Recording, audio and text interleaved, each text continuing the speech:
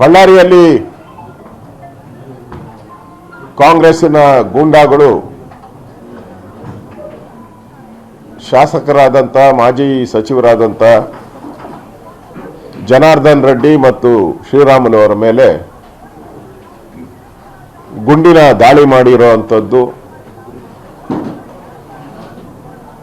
ಇಡೀ ರಾಜ್ಯವನ್ನ ಬೆಚ್ಚಿ ಬೀಳಿಸಿದೆ. ಮೊನ್ನೆ ತಾನೇ ಹೊಸ ವರ್ಷ ಆಚರಣೆ ಮಾಡಿದ್ದೀವಿ. ಮುಖ್ಯಮಂತ್ರಿಗಳು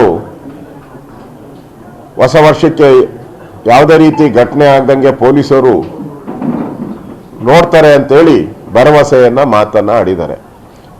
ಅವರು ಹೇಳಿದ್ದು ಒಂದೇ ದಿನಕ್ಕೆ ಬಳ್ಳಾರಿಯಲ್ಲಿ ಗುಂಡುಗಳ ದಾಳಿ ಫೈರಿಂಗ್ ಆಗಿರೋದು ಈ ರಾಜ್ಯದ ಕಾನೂನು ಸುವ್ಯವಸ್ಥೆ ಹೇಗಿದೆ ಅನ್ನೋದಕ್ಕೆ ಕನ್ನಡಿ ಹಿಡ್ದಂಗೆ ಆಗಿದೆ. ಒಂದು ಕಡೆ ಪೊಲೀಸರೇ ಕಳ್ತನ ಮಾಡಿ ಸಿಕ್ಕಾಕೊಂಡಿರೋದು, ಒಂದು ಕಡೆ ಕರ್ನಾಟಕದಲ್ಲಿ ಒಂದು ರೀತಿ ಆಂಧ್ರ ರಕ್ತ ಚರಿತ್ರೆ ಕರ್ನಾಟಕಕ್ಕೂ ಕಾಲಿಟ್ಟಿದೆ.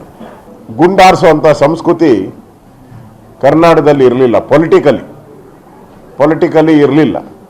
ಇವತ್ತು ಅದಕ್ಕೂ ನಾಂದಿ ಆಡಿದ್ದಾರೆ. ನಾನು ಸಿದ್ದರಾಮಯ್ಯನವ್ರು ಕೇಳ್ತೀನಿ, ಬಳ್ಳಾರಿ ಪಾದಯಾತ್ರೆ ಮಾಡಿದ್ರಲ್ಲ, ಏನು ಹೇಳಿದ್ರಿ?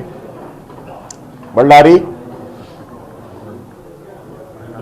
ರಿಪಬ್ಲಿಕ್ ಅಂತ ಹೇಳಿದ್ರಿ, ಅದು ತೊಡೆ ತಟ್ಟಿ ಹೇಳಿದ್ರಿ, ತೊಡೆ ತಟ್ಟಿ ಬಳ್ಳಾರಿ ರಿಪಬ್ಲಿಕ್ ಅಂತ. ಈಗ ಅದು ಕಾಂಗ್ರೆಸ್ ರಿಪಬ್ಲಿಕ್ ಆಗಿದೆಯಾ? ಜನಾರ್ದನ್ ರೆಡ್ಡಿ ಮನೆ ನಾನು ಫೋನ್ ಮಾಡಿದ್ದೆ, ಜನಾರ್ದನ್ ರೆಡ್ಡಿ ಅವ್ರಿಗೂ ರಾತ್ರಿ ಮಾತಾಡಿದೆ, ಅಲ್ಲಿನ ಪೊಲೀಸ್ ಅಧಿಕಾರಿಗಳ ಜೊತೆನೂ ಮಾತಾಡಿದ್ದೀನಿ ನಾನು.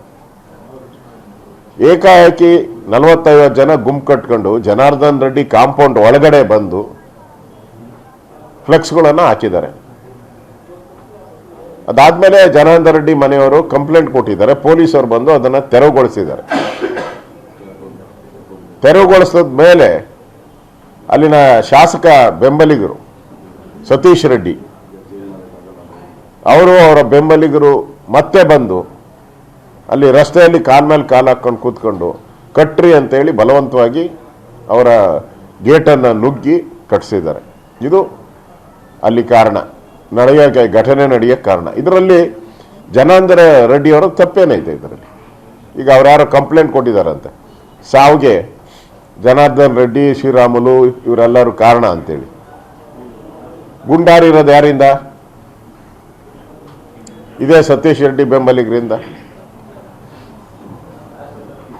ಅದರಲ್ಲಿ ಈಗಾಗಲೇ ಪೋಸ್ಟ್ ಮಾರ್ಟಮ್ ರಿಪೋರ್ಟು ಆಗಿದೆ.